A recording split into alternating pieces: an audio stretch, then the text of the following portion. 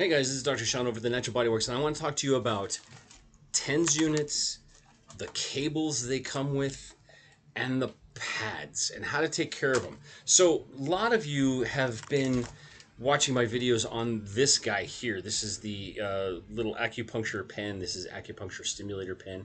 It's a nifty little tool. It's a battery-powered stimulator for the actual acupuncture points. You can use it on muscles, and it gives a little bit of a twitch, which is kind of nice. Its therapeutic value is pretty good because it gets you to concentrate on those areas, and you do stimulate those points. Yeah, you're not going. You can hold them for 20 minutes if you really want to, but you don't have to because there's a very intense amount of electricity that you're putting, or energy that you're putting into those points and stimulating them to react differently. On the other side, you can use it really good for muscles, which I've shown different kinds of muscles to use. And this is a pretty good tool for that. You can also use this little end here, or this end here, as a trigger point stimulator and kind of get in there. You don't even have to have it turned on to kind of get into some of those points and really push on them. But what I want to talk to you about more is what's called a TENS unit, or an EMS. TENS means trans, across, cutaneous, the skin, electrical, nerve stimulation, TENS. And what those look like usually is something kind of like this.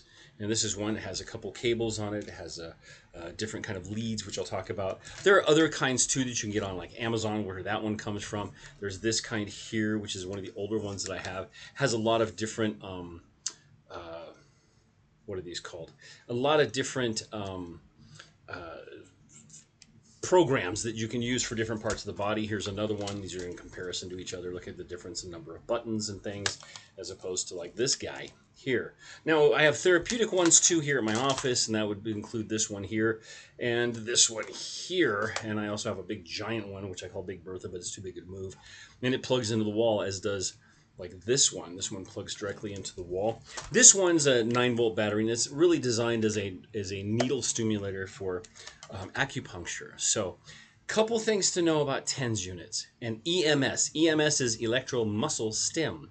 And then the last one usually shows up as just massage, which is kind of like just a rhythmic pulsing. And those are all very useful.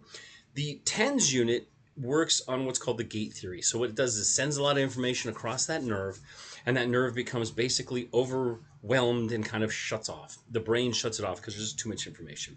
Designed to be worn 23 hours a day. 23 hours a day. That means you leave it on all the time and turn it up so you can feel it, and it'll a little bit of contraction, but what you're getting out of it is you're getting that nerve stimulation, and it really like gates off the information from the brain, because sometimes our brain just picks up that it's painful and keeps sending pain information, or thinks it still has pain information, even though there's no actual damage there anymore.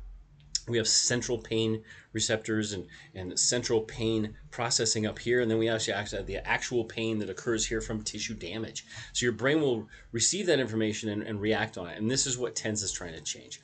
TENS has been around for an awfully long time, probably since the 50s or even 40s. It actually started much earlier than that, but the science wasn't developed yet, and now we've gotten to the point where you can buy them for a few dollars on Amazon, which is really kind of neat. The ones that I learned with back in the 90s and 80s and whatever were multi-hundreds or multi-thousands of dollars and very high-tech, and there was a lot of misnomers on it and scary things about it, like you don't put it near your head, don't put it near your heart, all this kind of stuff. Most of them don't go deep enough, especially this kind of level. You know, these kind of levels don't go deep enough really for that. But we don't want to put them on people that have pacemakers. We don't want to put them on people's heads because it's going to hurt. That's basically really about it. You're not going to do any brain damage really, but it's going to hurt. And you don't want to put it on, sometimes on both sides of the neck, because you can get what's called a vasovagal, or different like stimulation of the wrong parts, and you can pass out. So we don't want those. And don't put it right over the heart or trying to get the heart. You know, I mean, it's like, it's for muscles, so you can use it up on the shoulder and the back and those kind of things. Now for cables, there's a few different things to worry about. Think about. One is these cables wear out. So over time, when they bend and bend and bend, they break on the inside, and so you lose connectivity. And what can happen with that is, as soon as you turn the machine on, like this one here, as soon as you turn it on and you have the cable, if it's broken inside, you can't tell, but it won't connect, and so it'll just keep turning off, which is okay. I mean, that's all right. But in these ones, if we look here, we have different kinds of connectors. Okay, so this is an inserting connector. This is like a typical, like the old headphones, right? And here's a different one. It has a little like pin in it. There's different sizes of these, so you have to be careful with those when you're buying or replacing your TENS cables. Now I do have other cables, which I did not bring, but there's different kinds of connectors as well. These here are little alligator clips. You can see those. These break down pretty quick. Okay, you start working on these like this. Let me find out there. You start working on these like this, and as you open and close them, this little bolt right in there, that little rivet, can come loose, and then you have a big problem because they won't connect or hold on to the wire. Now these are a little better. There's pins, and there are different size pins too, and those fit on these. This is the TENS unit pad, sticky side. Right here is like a little gel on there. It's sticky. This is a fabric, and you can see the wire coming down in here. And the wire usually comes off into these, sends that electrical pulse into this and through into the skin. Okay, this connector right here fits into here. Okay, sometimes they get a little loose. So what you can do, okay, this is because it's on your own, is you're just going to go like this. Just a little bit, or a squeeze even with your fingers. Sometimes it'll work because there's a little like metal caliper or clasp in there that you can kind of like close down a little bit more firmly and put on these.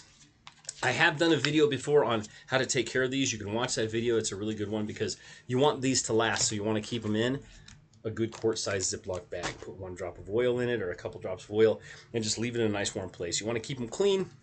If they fall on the floor, for some reason, it's Murphy's Law that they always fall sticky side down, so you end up with lint on them. Don't scrub them, just rinse them off real quick, and then you can put them back on the little protective pad here, and that will save them for you.